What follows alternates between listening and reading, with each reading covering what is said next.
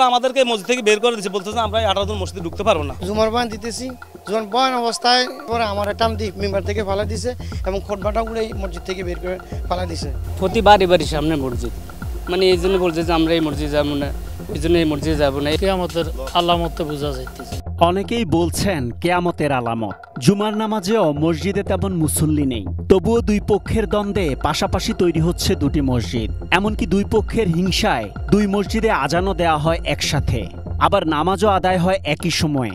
ছোট্ট একটি গ্রাম, অথচ একটি বা দুটি নয়, মোট 7টি মসজিদ সেখানে, জানিয়ে বিব্রত এলাকাবাসী। একটা মসজিদ ভেঙে ফেলা হয়েছে, এখন বর্তমানে 7টা মসজিদে আছে। ঠিক আছে, ওই মসজিদে সূরা পড়ে, এই মসজিদেও সূরা পড়ে, তো এটা কেমন? কত একটা বিভ্রান্তিমূলক না? এটা তো কিয়ামতের আলামতে বোঝা যাইতেছে।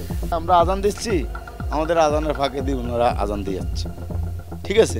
আর ওনারা যখন আজান দেয় তখন আমরা কিন্তু আজান দিই না। দুই মসজিদে একসাথে নামাজে দাঁড়িয়েছেন, একসাথে সূরা হচ্ছে, দুইটা সূরাই আমার কানে আসছে, এটা আপনার কাছে কেমন লাগে? এইখানে এটা খারাপ লাগে।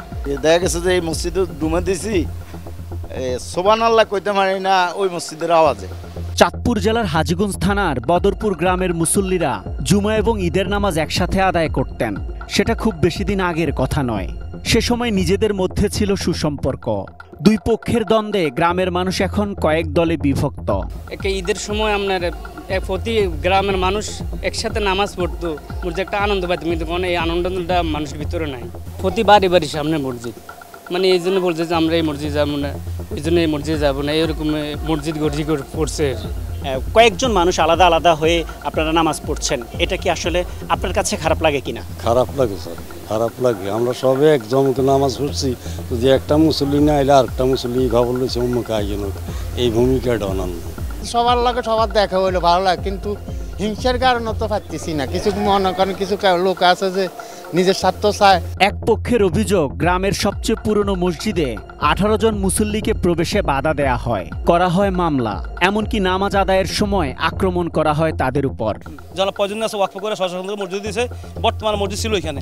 ওই মসজিদটা আবু সুফিয়ান নামে এক মালানা, উনি এই মসজিদটাকে ভেঙে ফেলছে রাত্রে, মানুষ দিয়ে পোলাফান দিয়ে রাত্রে অন্ধকারে। আমরা প্রতিবাদ করাতে আমাদের নামে প্রায় 18 জনের নামে 5টা মামলা দিছে। এরপর আমাদেরকে মসজিদ থেকে বের করে দিয়েছে, বলতেছে আমরা 18 জন মসজিদে ঢুকতে পারবো না। জুমার বয়ান দিতেছি, জুমার বয়ান অবস্থায় দেখলাম কতগুলো যুবক, কিছু লাঠি ছড়া এবং দেশীয় কিছু অস্ত্র তাদের হাতে ছিল। ঢুকার পরে আমার টান দিয়ে মেম্বার থেকে ফালা দিছে এবং খুতবাটা উড়ে মসজিদ থেকে বের করে ফালা দিছে। এখন আমরা কই যাবো? তখন ওই জায়গা যিনি দিচ্ছেন উনি আবার এখানে একই জায়গা দিচ্ছেন। মুসল্লিদের অভিযোগ, আবু সুফিয়ান আল কাদেরী নামে একজন ইসলামী বক্তা মসজিদের সম্পত্তি আওলাদের ট্রাস্ট করায় তৈরি হয় বিরোধ। জায়গা দিতে মসজিদের নাম মাদ্রাসার নামে সম্পূর্ণ কিছু করেনি, আওলা দুয়া ট্রাস্ট দলিল পর্যন্ত করে নিছে। মসজিদের নামে জায়গা নাই, তাহলে এই মসজিদের নাম আসলে নামাজ হবে কিনা? আমরা যখন কইলাম যে আমরা যে জায়গা দলিল আমরা নামে রেজিস্ট্রি করে নিলাম, এটার কারণ কি? দিলাম আমরা মসজিদের নামে মানে ওয়াক্ফ থাকবো, এটা লই মনে করেন বাজ্য জন। এই সমস্যার কি কোনো সমাধান নেই? এই সমস্যার সমাধান করবো কি? মেয়রে জিজ্ঞাসা আপনি বইয়ের সমাধান করে যা হয় তা হবে, আমি বসবো না। তবে আবু সুফিয়ান আল কাদেরী এসব অভিযোগ অস্বীকার করেন। উল্টো মসজিদ ভাঙচুরের অভিযোগে মামলা করার কথা জানান তিনি। এই মসজিদ তারা বানছে এবং তার ডকুমেন্ট আমার কাছে আছে। এই দেখেন, আমি দেখাচ্ছি, এই যে পটুটা দেখতেছেন। একটা মসজিদে কি কোনো মুসল্লিকে ঢোকার নিষেধাজ্ঞা দেওয়া যায় কিনা? এটা সম্পূর্ণ নাজায়েজ, নিষেধ।